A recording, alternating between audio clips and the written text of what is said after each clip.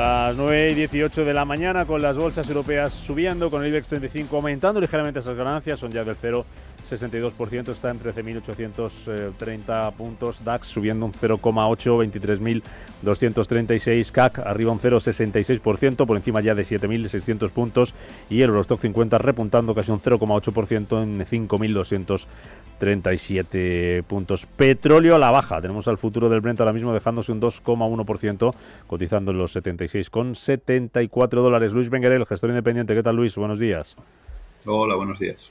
Tal vez es lo más destacado hoy, ¿no? Esa caída importante del precio del petróleo después de conocer ayer esa decisión de Trump de darse 2 semanas más para decidir su intervención, si es activa o no activa, o de qué forma en el conflicto en Oriente Medio. ¿Cómo estás viendo la evolución del precio del petróleo y qué podemos esperar del comportamiento del precio del crudo en las próximas semanas en función de cuánto se comprometa Trump con Irán y con Israel?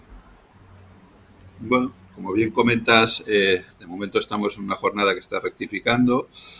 Tiene la barrera psicológica esta importante que sería romper los $80, tanto el WTI como el crudo, y ahí es donde supongo que empezarían las tensiones. Hemos visto fuertes bandazos las últimas jornadas, no nos sorprende porque al final ya conocemos cómo se mueve Trump y que va... Un día es A y al día siguiente es B y el tercero es Z. Por lo tanto, pues bueno, yo creo que la barrera a romper sería estos niveles cercanos a los $80, que es ahí donde empezaría realmente los nervios en general. Las bolsas de momento hoy tranquilas, pero también a la espera de acontecimientos, ¿no, Luis? Sí, correcto. De momento estamos empezando tranquilo. Como bien comentabais hace un ratito, hoy tenemos vencimientos de futuros, es importante. Y sobre todo lo que estaba leyendo es que los vencimientos de futuros en Estados Unidos, ayer al ser día festivo, preocupa un poco el posible aumento de volatilidad más de lo normal, porque normalmente necesitan más horas que solo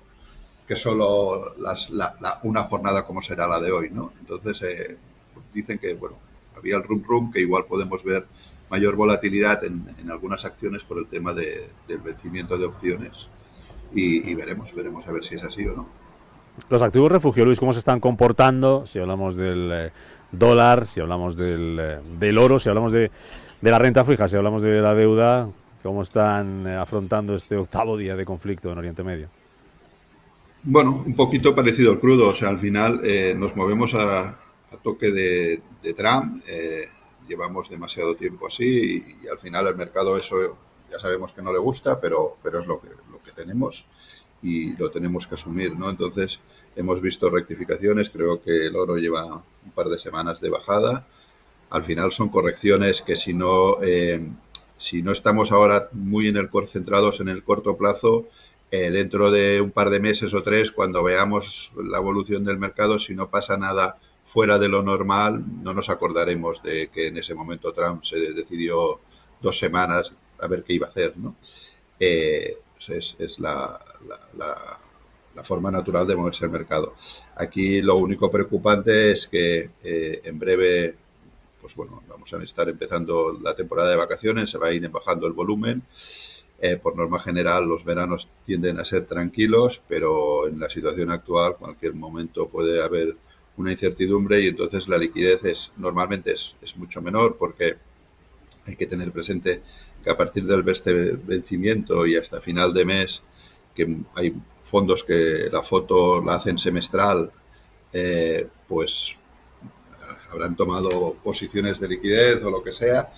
Y luego, pues a la bajada de volumen es más fácil mover los mercados de cara al verano si hay nervios. Entonces es cuando se dispara la volatilidad. Y los años que son movidos de verdad.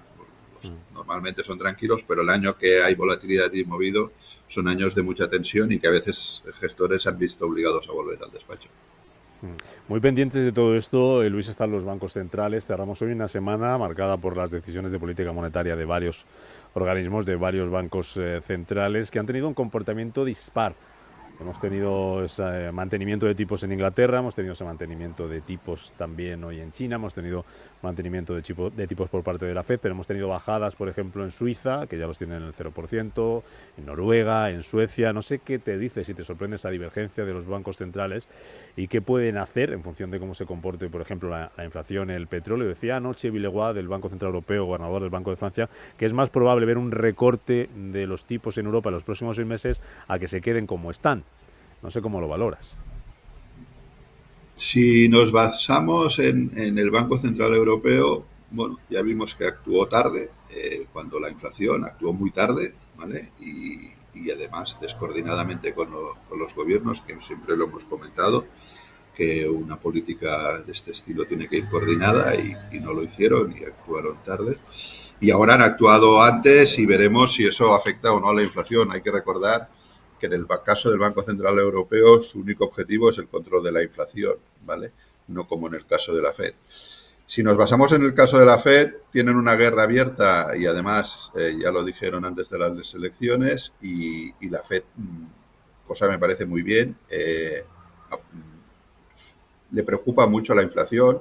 Se lo han recordado las grandes gestoras el último año y medio, que no vuelvan a pecar como pasó en los años 80, que luego hubo un repunte de inflación que fue muy difícil controlar y de momento, por mucho que le presionen, pues parece que sí, que veremos bajadas, vienen diciendo, pero que no bajo amenazas o coacciones, como un poco lo que se estaba viendo actualmente, ¿no?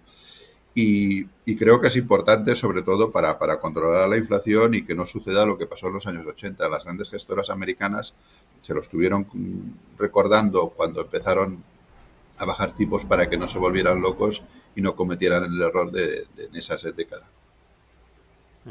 Miramos a empresas, te pregunto por un par de ellas. Una es, hablando de defensa y de esa división que habría ahora mismo en el seno de la OTAN, después de esa carta de ayer del gobierno español al secretario general del organismo, a Rutte, diciéndole que no se puede aumentar el gasto en defensa hasta el 5% del PIB, hacia que Indra cayera con fuerza en la bolsa española, ayer un 6%, hoy se recupera.